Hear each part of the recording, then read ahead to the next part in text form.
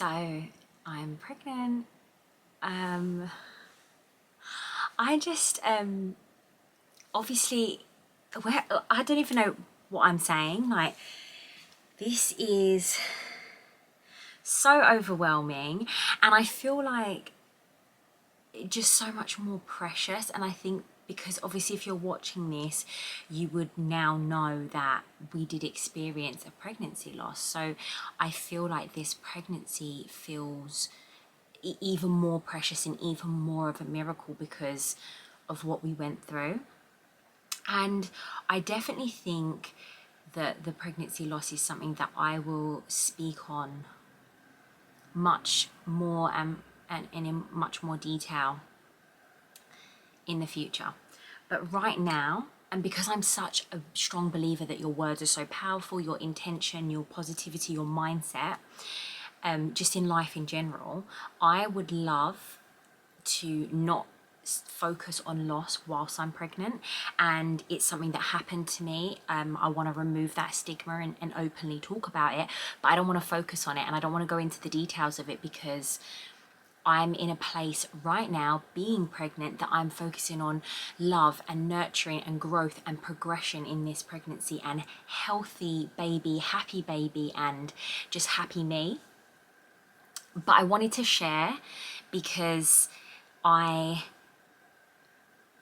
watch a lot of YouTube, I read a lot of books, and reading up and hearing a lot about loss on YouTube and stuff really helped me through those times.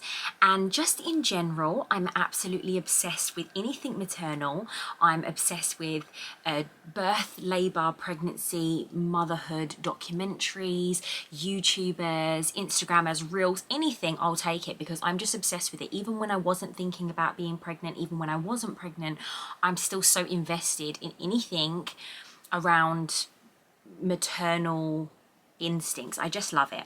And because of that, and because even when I wasn't pregnant, I was just watching these vloggers so hard because I'm obsessed. I don't think I can stress how much I have an obsession with it. I was like, I am absolutely 100% going to make a promise to myself and to you guys that I am going to share my journey because it just helped me so much. And I love it. It brings me joy to see people going through this. And I thought, look, there could be people here that won't know what I went through. There could be people here that know me that just they're just curious. And there could be people here that are completely new. So if you are new, hi, I'm Sian. I'm a mum to my little boy Elvis, who is now 3.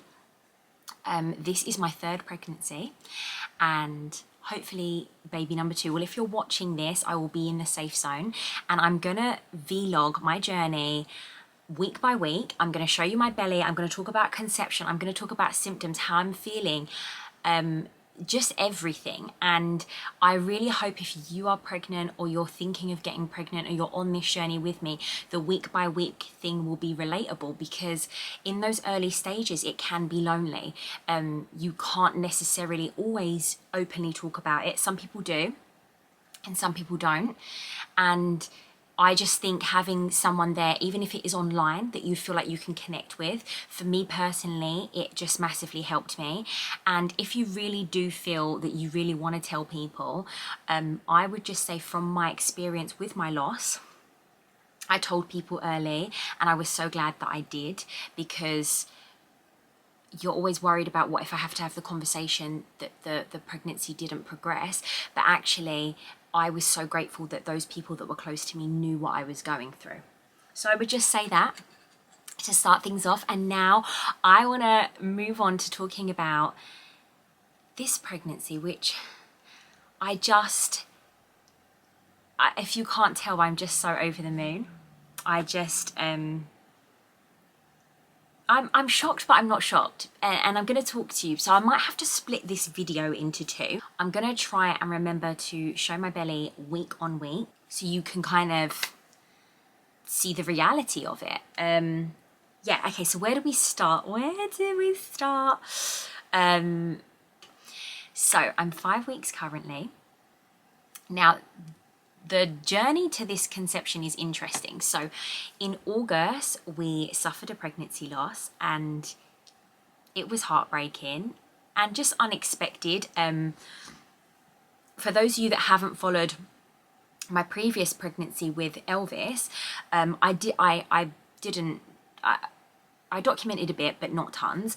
But I fell pregnant the first time we ever wasn't careful with Elvis, and I had a really easy, straightforward, amazing pregnancy.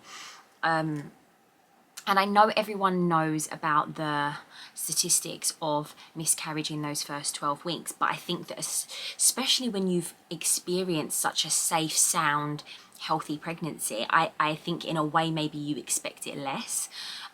So it was quite a shock to us, and I think this is the moment where you remember that, like, even though you're the mother and you carry the baby, there is two parents to this child. And after the loss, come September, Ken's kind of perspective, my other half, if you're new here, Ken's perspective on it was kind of like, right, let's try again. We're going to have a baby. And I was not against that. I think I was just a little bit like, it's just a really hard thing to navigate, and my body felt very out of sorts. And something that really helped me that I do want to share is that I had a really beautiful, incredible midwife, and she said to me, you know, Sean, your body has not failed you, and your body knows what a viable and healthy pregnancy is. It done that with Elvis, and you had a great pregnancy. Your body really knows what to do, and your body just knew that this was not a viable pregnancy. And it, you know, something simple like someone saying that to you in that moment where all you feel is that your body's failed you, or that you failed, or that you've done something wrong, to hear those words of basically saying, no, your body did the right thing because this was not a viable pregnancy, and your body knows what a healthy pregnancy is, it just made me look at it differently. And I don't know if that would help any of you watching this, but it helped me massively just transform the way I was thinking about things. So that being said, I felt very comfortable to try again. I also really believed that that happened, and it was a statistic, and it happens to so many women. I wasn't scared about it happening again. All my checks came back super healthy, and I was really working on not trying to bring those anxieties forward into another pregnancy. And I would say, like, my current state of mind is that I think I have normal pregnancy anxieties that everyone has in those first 12 weeks, if not for the whole entire pregnancy. But I'm really trying not to have extra anxieties because of what happened. Because I just don't think it's fair to this little one, and I really want to make this little one feel really comfortable and stress-free. And so me trying straight away, for me, and just like a little backstory, I'm quite not a control freak, but I'm quite controlling with my body. Like, I have a thyroid condition, which I will go into way more detail about later, because it does play a factor in pregnancy. And I'm just really in touch with my body, and I think that, like, I notice everything. I know exactly when I ovulate. Since before we even fell pregnant with Elvis, I have not been on contraception. So my form of contraception is because I know my body so well, and I know a lot of people will say that that doesn't work, but for me it works. That I know my body so well, I know when to ovulate, I know when to avoid, and we use more of a natural method of contraception. So for me to be, after the loss, my body be completely out of sync mentally and physically, I just felt quite stressed and pressured to then be like, oh, we're trying again, because me being like the controlling person I am, I'm like, well, I don't even know when I'm ovulating, and that's too much pressure. And it felt like a lot for me. I didn't have that carefree attitude towards it. So I was a bit like, you know, the midwife said, let's wait for your first period, like, let's just do that. And that brings us on to October, where I had a holiday booked with Elvis and his godmother. I felt like it was the perfect thing that we needed after going through a really hard time. And I just I've got to get Elvis from preschool soon, so I'm going to try and do part 1 and then we'll have to continue with part 2. So yeah, I had the holiday booked. I just felt like it was a perfect reset, and I felt like, do you know what, no, actually October I'm really ready to try again. So we kind of had that holiday. And also when you're trying and you're trying to look at your cycles, even though my cycles were all over the place and just a bit weird, and I still had a lot of lingering pregnancy symptoms, which a lot of people don't talk about, and that's a hard thing to deal with as well. But yeah, even though my cycles were all over the place, I think I knew that I was going to literally finish my period as we were going on holiday. So I was like, there's no way I'm gonna ovulate that early. I've never ovulated that early, and then when we get back it'll be the perfect time to start trying. So I felt like I had it all planned out. I was totally ready, and while I was away, it's really weird, I don't know if this is because of the loss, most likely is because of the loss, like my body was just a little bit out of sync, very inconsistent, but also flying can affect your cycles. When I was away, I was convinced I was having signs of ovulation. And I was like, that's so weird. There's no way. There's absolutely no way. So we came back. I was like, Kenny boy, it's go time. Like, we are trying now. And I would say we were actively trying. And then my period came. And let me just put this in perspective. I usually have like 36-day cycles, very long cycles, like long periods.